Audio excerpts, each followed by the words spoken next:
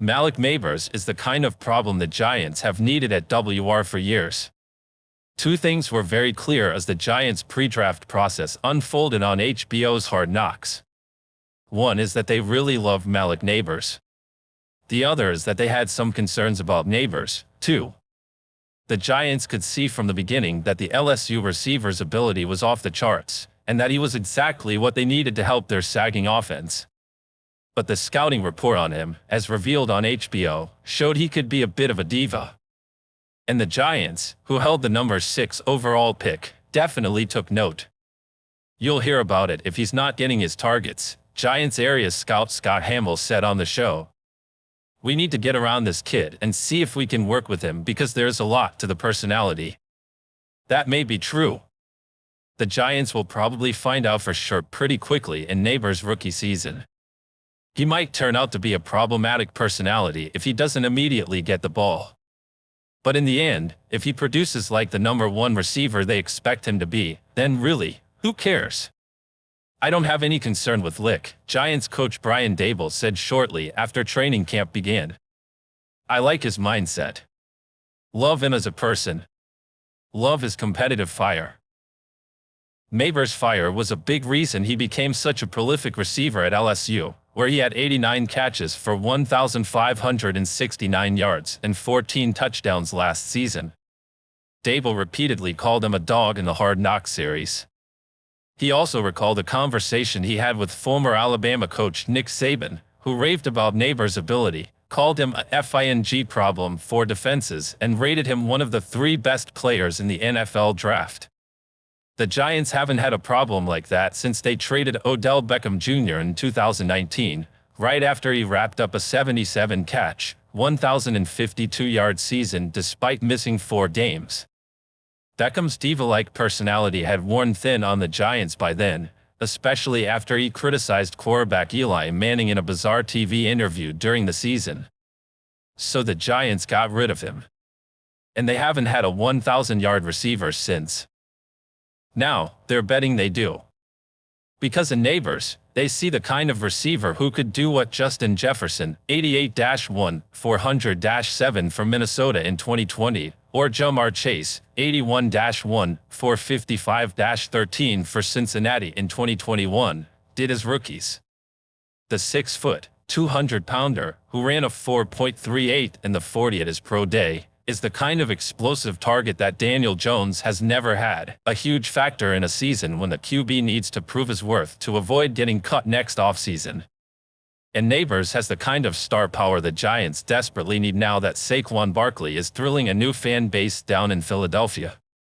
And if all of that inevitably comes with a bit of a sideshow, well, the Giants once endured the constant sideline complaining of tight end Jeremy Shockey in the mid-2000s, mostly because he averaged 62 catches for 705 yards in 6 seasons as their tight end and was the spark plug of their offense. Plaxico Burress seemed to come with his own personal practice schedule back then, too, but the Giants tolerated that and his aloof nature because he averaged 70 catches for 1,076 yards and nearly 10 touchdowns in his first 3 seasons and caught the game-winning touchdown in Super Bowl 42.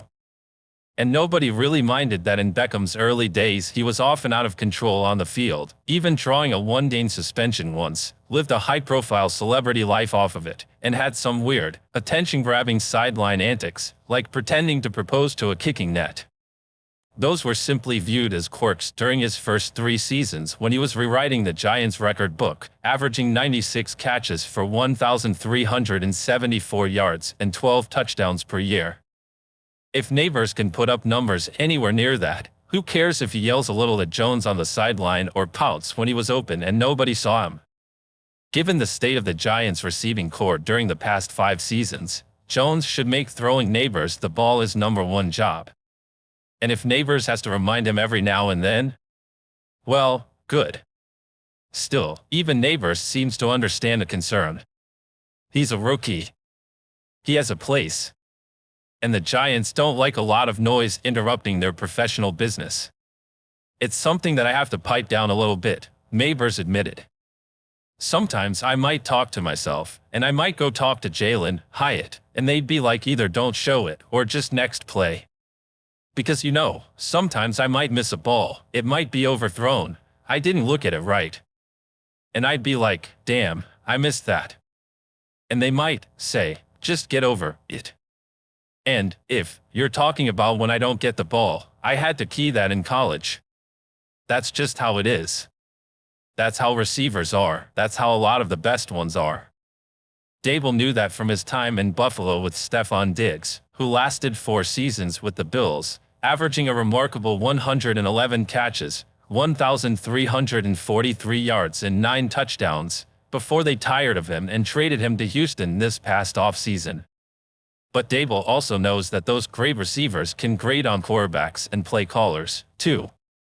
It's why he focused on that in his pre-draft interviews with Nabers, as detailed on HBO, telling him, I want guys that want to get the ball. I want guys that hate losing. But you've got to learn to harness that a little bit. Sometimes you lose it. Sometimes I lose it as a coach. But you've got to learn how to harness that good. Since those episodes aired, the Giants have downplayed any concerns. And to be fair, none of their worries were strong enough to break their Nabers-induced pre-draft fever.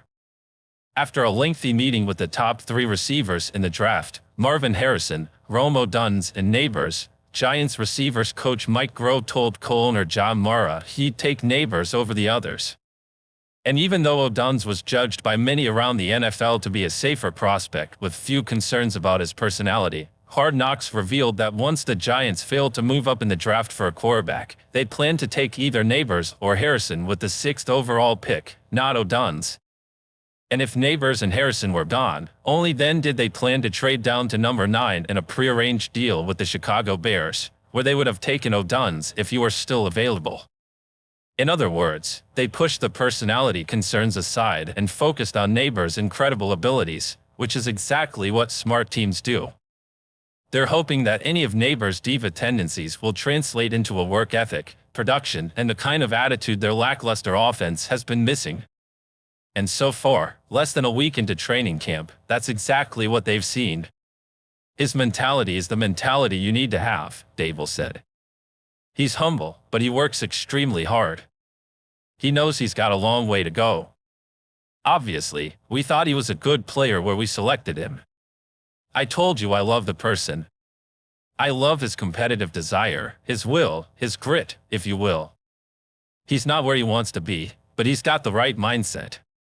And if that takes a turn for the worse? He's still 20, Giants GM Joe Schoen said with a laugh. He's still 20 years old. Time moves fast, though, and there certainly could come a point where Nabers is too much of a diva for the Giants. But for now, if he's really as dynamic as they expect with the ball in his hands, Nabers won't be the only one in New York clamoring for him to get it even more.